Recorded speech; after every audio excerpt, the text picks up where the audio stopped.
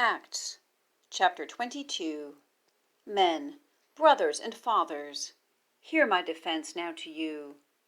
And they, having heard that he was speaking to them in the Hebrew dialect, they became even more silent.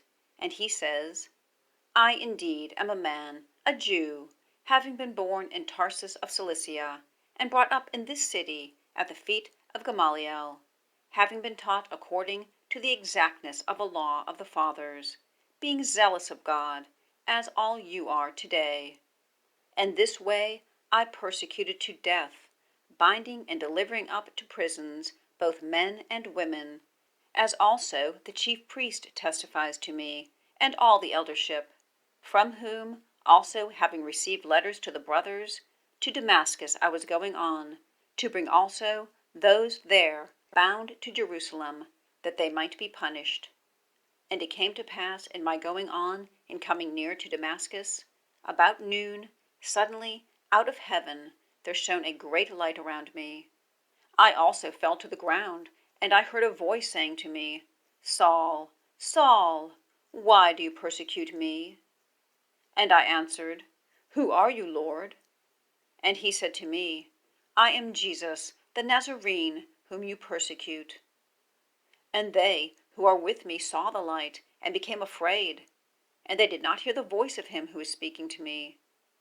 And I said, What will I do, Lord? And the Lord said to me, Having risen, go on to Damascus, and there it will be told you concerning all the things that have been appointed for you to do. And when I did not see from the glory of that light, being led by the hand by those who are with me, I came to Damascus.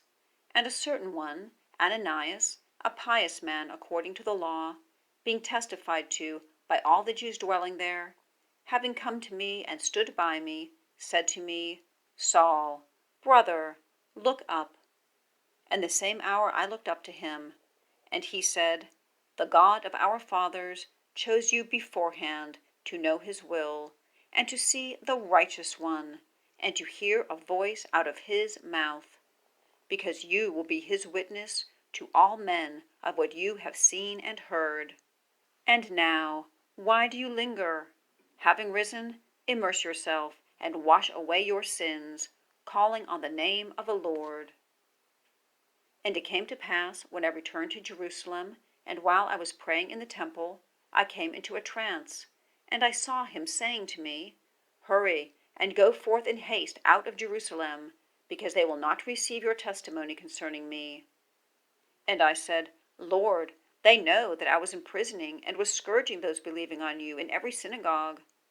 And when the blood of your witness Stephen was being poured forth, I was also standing by and assenting to his death, and keeping the garments of those putting him to death. And he said to me, Go, because I will send you to far-off nations. And they were hearing him to this word, and they lifted up their voice, saying, Away from the earth with such a one, for it is not fit for him to live. And they, crying out and casting up their garments, and throwing dust into the air, the chief captain commanded him to be brought into the stronghold, saying, Let him be examined by scourges, that he might know for what cause they were crying so against him. And as he was stretching him with the straps, Paul said to the centurion who was standing by, Is it lawful to you to scourge a man, a Roman, uncondemned? And the centurion, having heard, having gone near to the chief captain, told, saying, Take heed of what you are about to do, for this man is a Roman. And the chief captain, having come near, said to him, Tell me, are you a Roman? And he said, Yes. And the chief captain answered, I, with a great sum, obtained this citizenship. But Paul said, But I have even been born so. Immediately, therefore, they departed from him, those being about to examine him. And the chief captain was also afraid, having learned that he is a Roman, and because he had bound him. And the next day, intending to know the certainty for what reason he is accused by the Jews, he loosed him from the bonds, and commanded the chief priests and all their Sanhedrin to come. And having brought down Paul, he set him before them.